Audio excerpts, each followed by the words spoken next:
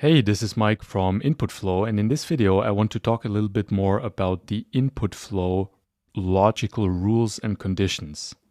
So I'm going to launch the Inputflow app. I already built an Inputflow form on this page, and I'm going to launch the Inputflow app. Obviously, if you don't have an Inputflow account yet, then you would first of all create an account, and if you're not logged in yet, you just log into your account, and then you're redirected to this view right here. Okay, so let's go to the form editor. As I told you, I already have a form on this page, which is fully configured. And here I will use this form. So this is how the form looks like, the live form. It's a gym onboarding form. For gym, people can click on it, sign up, type in their name. There's some validation here, so on and so forth. But that is not too important because for this video, I want to focus on the logic conditions. Logic conditions are used in three places when it comes to Inputflow. The first and most obvious place are these conditional branching blocks.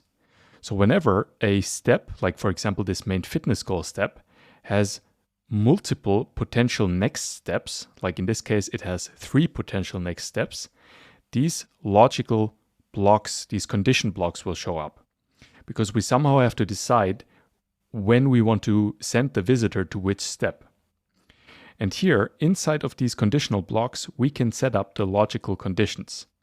So in this case, we would send the user from the main fitness goal step to the physique focus step if the fitness goal is physique. So this right here is a condition.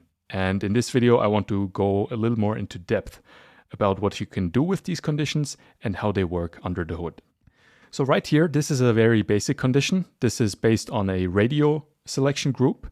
So we have a couple of radio buttons.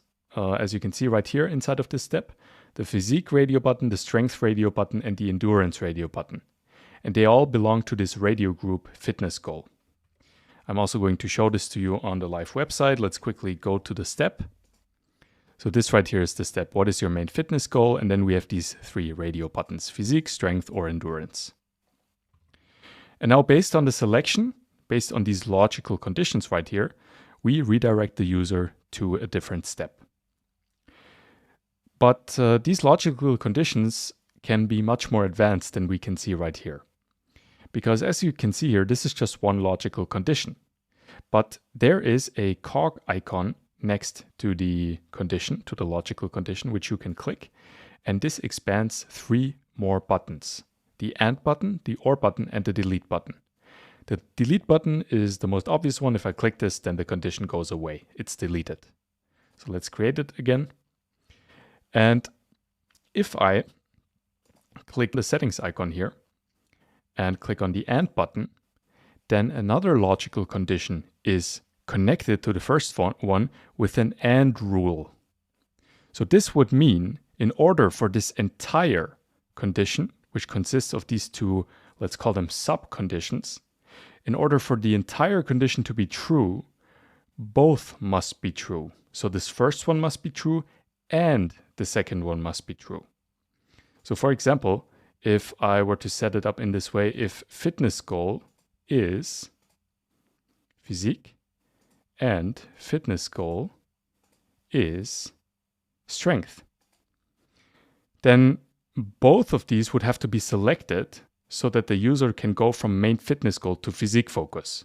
Now, I could also set this up in a different way. For example, if I delete this and I click on the OR button, you can see that now we have connected another subcondition with an OR rule.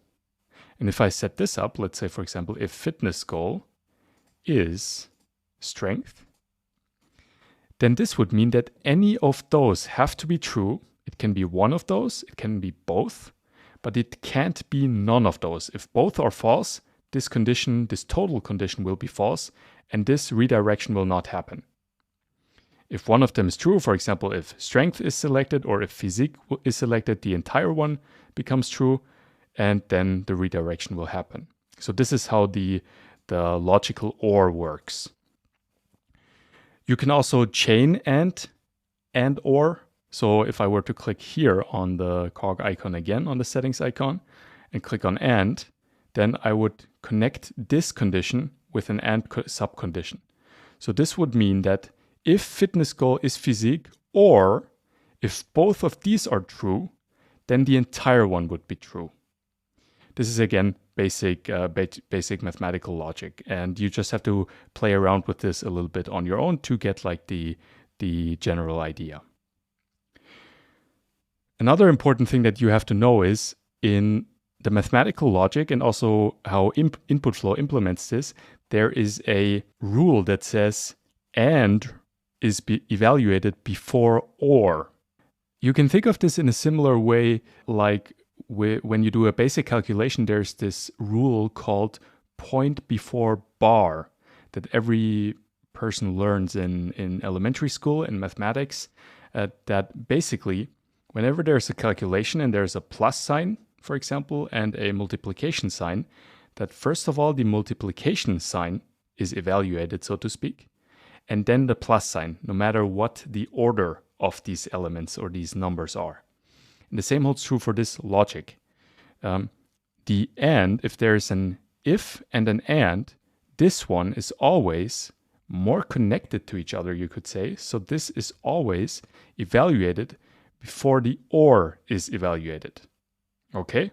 This is why there is like a line division between the different or rules and no line between the and rules to visually show you that these between the lines have to be evaluated first, and then with the evaluated result, the or rules are evaluated.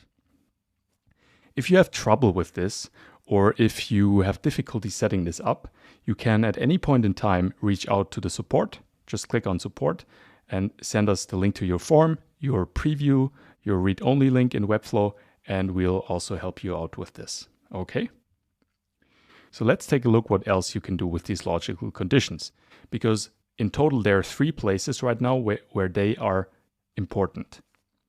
The first one are these logical condition blocks. The second one is the validation. So for example, I have a body fat percentage step right here, because this is a gym onboarding form where the website or the form visitor gets asked, what is your current body fat percentage?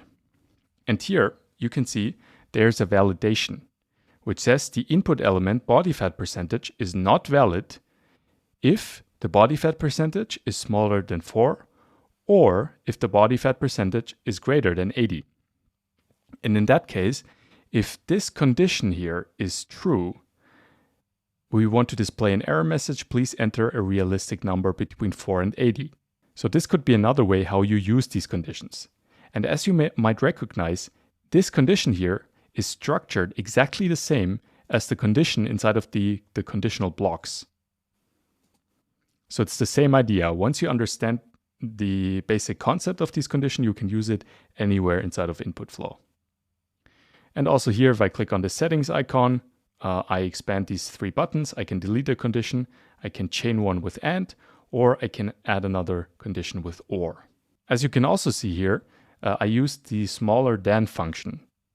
Inputflow has a lot of different logical functions that you can use. For example, equals, does not equal, greater than, smaller than, is empty, is not empty, and much more depending on the type of the input field that you are working with. And this way you can create really advanced logical rules.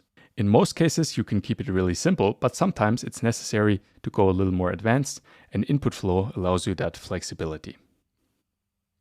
Also, what you might notice is that here, this is kind of a special input field.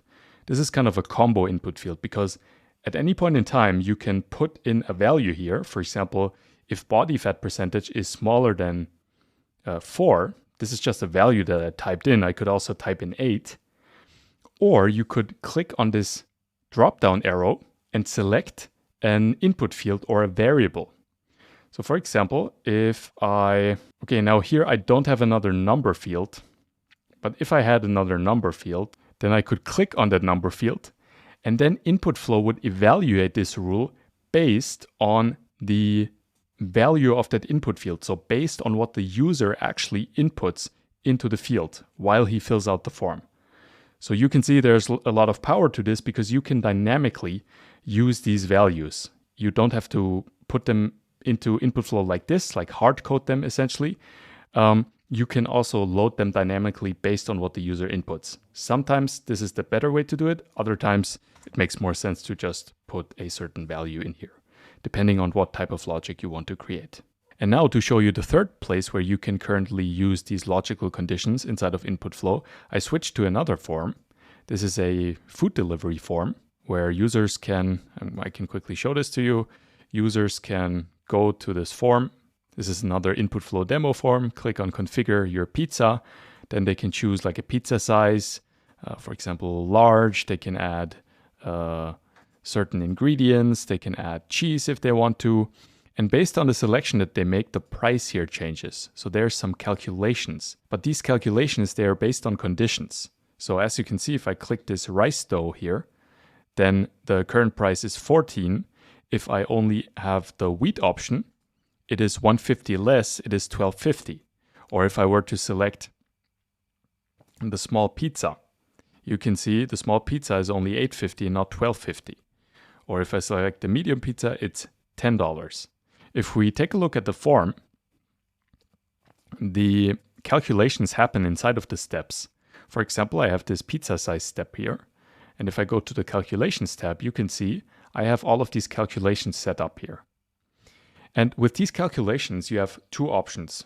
You can either run them conditionally, or if you remove all of the conditions from a calculation, it will always run. So as you can see, always run the following calculation, price plus 850. In this case, this would not make sense, so I create the condition again. And this conditional block, again, is the exact same as the conditional blocks from the logical branching here, from the step branching, and the validation. So you can reapply your knowledge on how to use these conditional blocks for the calculations as well. So in this case, I'm going to run the calculation, price plus 850, if the pizza size is small. So if the user selects small. And obviously I could make it more complicated here as well by clicking on this settings icon, this cog icon, and selecting the and or the or button. Then I could chain the logical rules. I did that actually for the pizza dough. I set it up in a little different way. As you can see on the live side, if we go to the pizza dough, both the options gluten-free and the rice dough, they are priced at 150. So I could set up a calculation for both of those selections. But what I did instead was I set up one calculation because it's the exact same one and set up the condition so that no matter which of those two options is selected, the calculation will happen because the entire logical condition will be true. So if pizza dough is gluten-free, or, so this is our or condition, or if pizza dough is rice dough, in both cases, we want to run the calculation price plus 150. Another interesting use of the logical condition blocks.